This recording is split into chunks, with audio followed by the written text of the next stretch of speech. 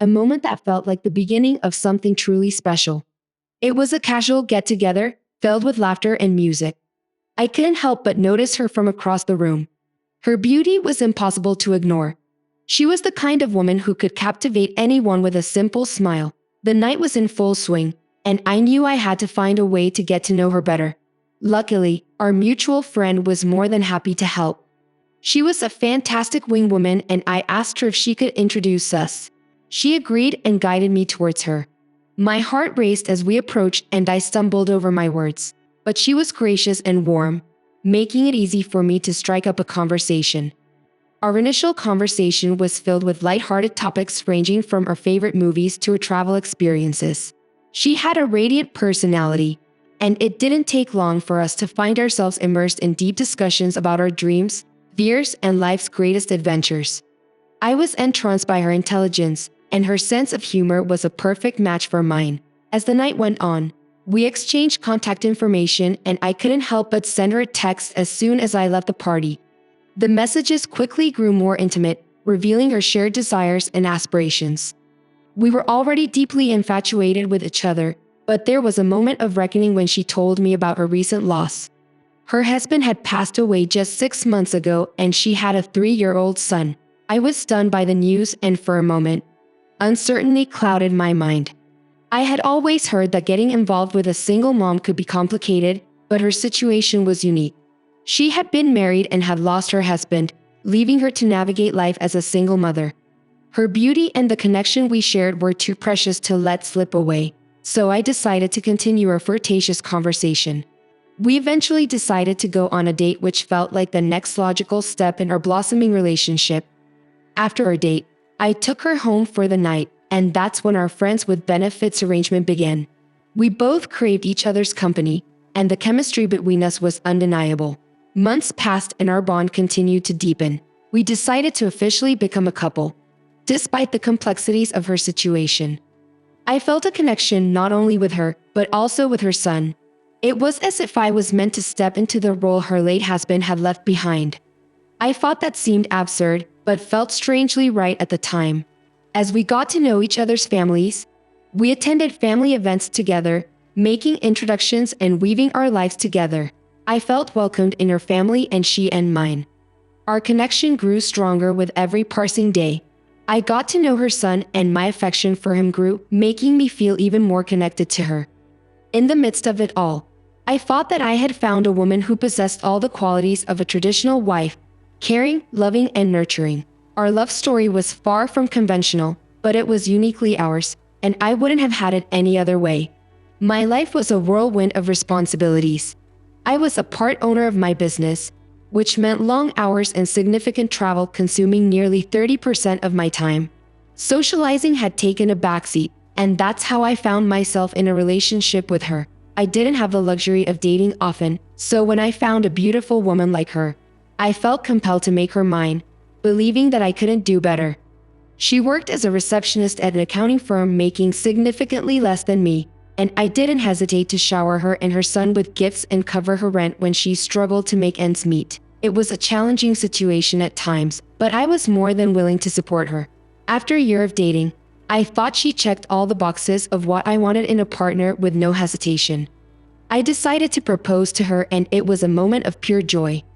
Prior to our marriage, I had purchased a house in my name, and as I co-own a business with my partners, it was necessary for each of us to sign a robust prenuptial agreement to safeguard our business interests. She willingly signed the prenup, and we subsequently tied the knot. After our marriage, she expressed a desire for me to adopt her son, and I willingly agreed to do so. After 2 years of being married, I saw no issue with this arrangement, given the strong bond I had formed with the child. Our wedding day was a dream come true, and I believed she was the woman I would spend the rest of my life with. But as soon as we said our vows and moved in together, something changed. It became evident that living together brought about a shift in her behavior. Perhaps it was easier for her to make excuses when she lived alone with her son, but now that she was under the same roof as me, the excuses no longer held up. Our once vibrant sex life began to wither, and it seemed I was having more intimacy when she wasn't living with me than when she was. The initial joy of our marriage has started to give way to doubt and uncertainty, leaving me in a state of confusion and concern about her future. She began exhibiting classic signs of what I now know as infidelity, and it became increasingly difficult to ignore. She would hide her phone coming home late when she was supposed to be there and not answering her phone when she was out. To make matters worse, she started leaving her son with me when she went out with her so-called friends, dumping the responsibility on me. I found her behavior highly unusual, especially so early in our marriage. It made me question whether this was the true color of the person I had married following our marriage. I believed that she would find contentment now, being with someone financially stable, a loving father figure to her son, and a stable presence in her life. Despite my reservations, I chose to have a sincere conversation with her in the hopes of helping her see reason. She acknowledged her shortcomings and made a promise to change, providing me with a glimmer of hope. In the following months, everything seemed to be improving, and I held on to the belief that we could overcome these challenges together. But one day, as I was supposed to drive 4 hours to see a client in another city, I received a notification that his flight had been delayed by a few hours. Seizing the opportunity to freshen up and grab some much-needed sleep before hitting the road, I rushed back home. When I arrived at my house, I opened the garage door and was greeted by the sight of my wife's car in the garage. My initial thought was that she must be sick as she was supposed to be at work. But as I stepped into the living room, I noticed something was amiss. My beloved lousy boy chair and the table next to it were pushed out of position, and I was certain they hadn't been that way when I left home that morning. Confusion quickly turned into concern, and my heart pounded as I made my way to the bedroom. There I saw my wife lying on the bed, seemingly pretending to be asleep. The atmosphere in the room was heavy with tension, and there was an unmistakable scent of intimacy lingering in the air.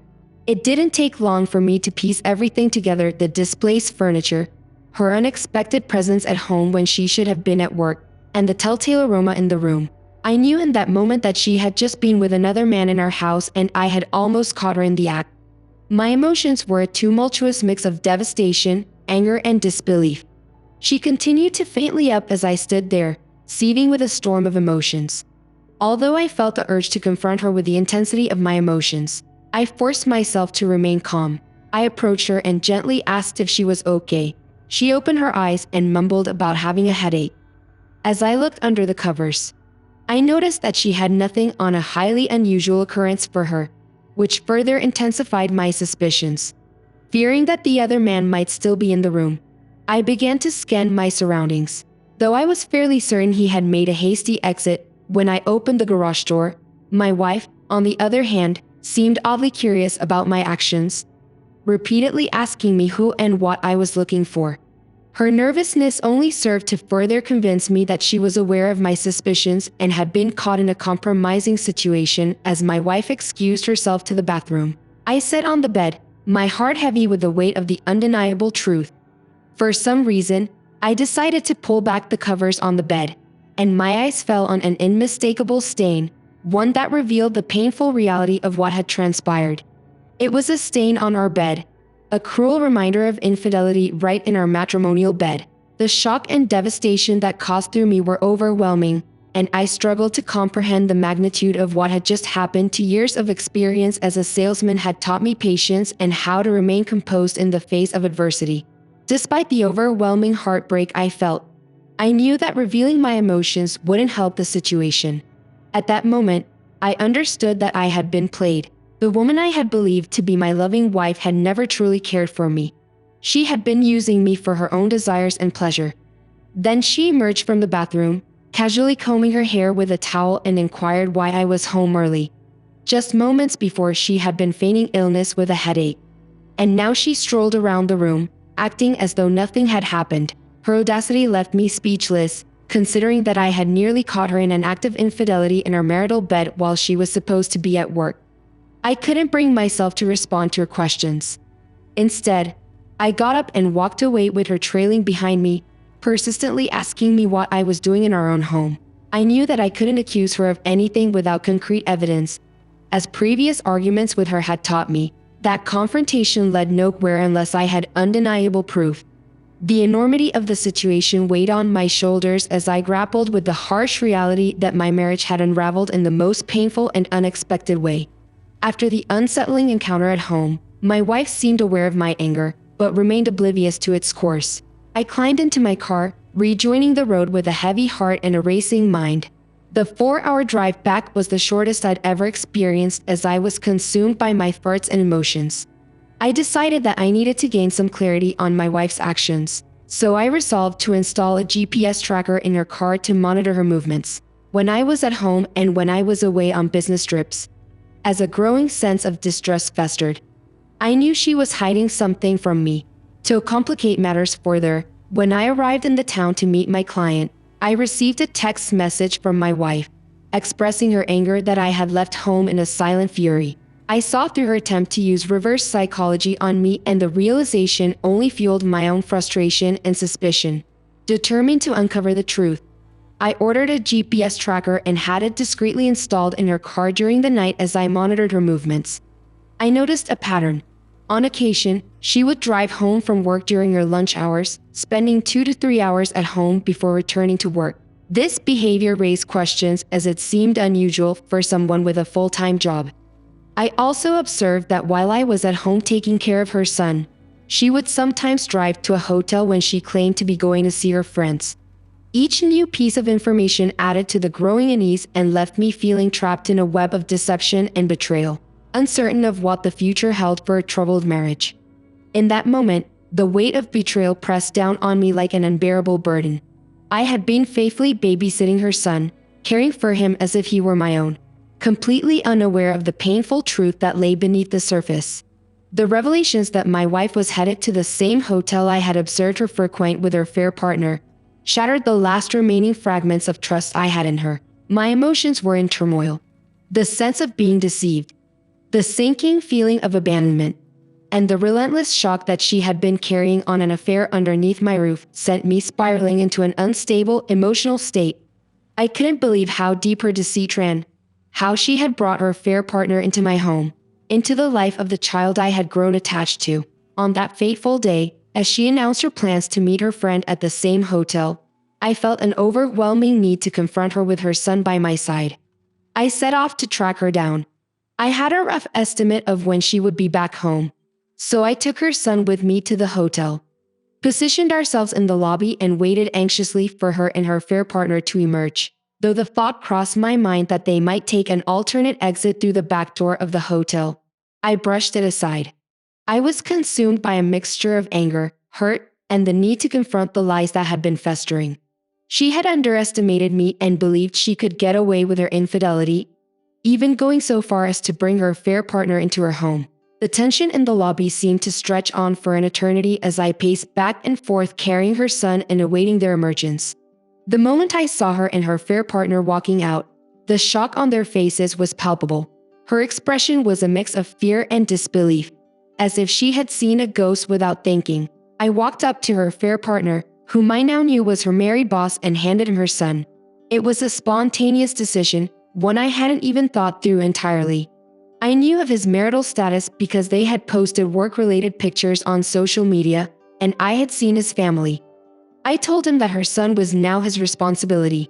Then I turned to her, my voice filled with anger and finality, and told her never to come back home. The shock on their faces intensified as they stood there, her boss still holding her son frozen in disbelief. With that, I left the hotel lobby and headed to my car, leaving them behind in a state of stunned silence. Leaving the hotel parking lot without her son and his baby seat still in my car was one of the most challenging moments of that day. A part of me contemplated returning to give them the essentials, thinking that perhaps they didn't have anything for the child. But the determination to stand my ground and maintain the decisiveness of my actions won out. There was no turning back now. I was resolute in my decision. I proceeded to a home improvement store, Home Depot, where I purchased new locks as I was driving. My phone rang and I saw her number on the caller ID. She was crying and begging for a chance to explain and make amends. Part of me knew I shouldn't have answered, but I wanted her to feel the impact of my anger. So I decided to take the call. In that conversation, I let loose all the pent-up frustrations and resentment I had been harboring. I insulted her, berating her for the deception, for marrying me seemingly for financial stability, and for using me to care for her son while carrying on an affair with her boss. I held nothing back, letting her know the depths of my hurt and betrayal. She pleaded with me, emphasizing the boy's well-being and the fact that his belongings were still in her house. I retorted, cold and unyielding, telling her that she could come to pick up the boy's things. She expressed that she had nowhere to go, to which I replied, "I don't care." I gathered all the items I thought the boy might need and placed them at the front door, a silent testament to the end of our relationship. She arrived and knocked on the door, only to discover that I had indeed changed the locks and she couldn't enter. I upheld my decision and she realized that I wasn't playing games. In the end, I decided not to send her things to her boss's house, but instead allowed her to come and pick up her belongings. The aftermath of the tumultuous events in my marriage brought about a whirlwind of change. While I hadn't intended to involve her boss's wife, a surge of anger and betrayal had led me to reach out on Facebook and divulge everything. In just 1 week, the consequences of her actions unfolded. She lost her job and found herself without a place to live. Staying with a relative, the most challenging part of this entire ordeal was the effect it had on the boy who was entirely innocent in this situation. I had grown to love him like a son, and I couldn't help but feel heartbroken that our relationship had been abruptly severed. Life is never easy, and I knew the emotional detachment would be a struggle for both of us. In the midst of the chaos, her boss's wife decided to work on our marriage. She was a stay-at-home mom with no financial support. My wayward wife's boss severed all contact with her. The divorce proceedings further highlighted her isolation in this difficult situation, and she faced the challenges of rebuilding her life independently. Thanks to the prenuptial agreement my business partners insisted on, I was able to walk away from the marriage without any financial entanglements, leaving behind a past that was tainted by betrayal and deceit. The entire experience was transformative, changing my outlook on life and relationship. I had once imagined a future filled with marriage and children, but now I was learning to adapt to life as it came, carrying with me the lessons and scars of the past.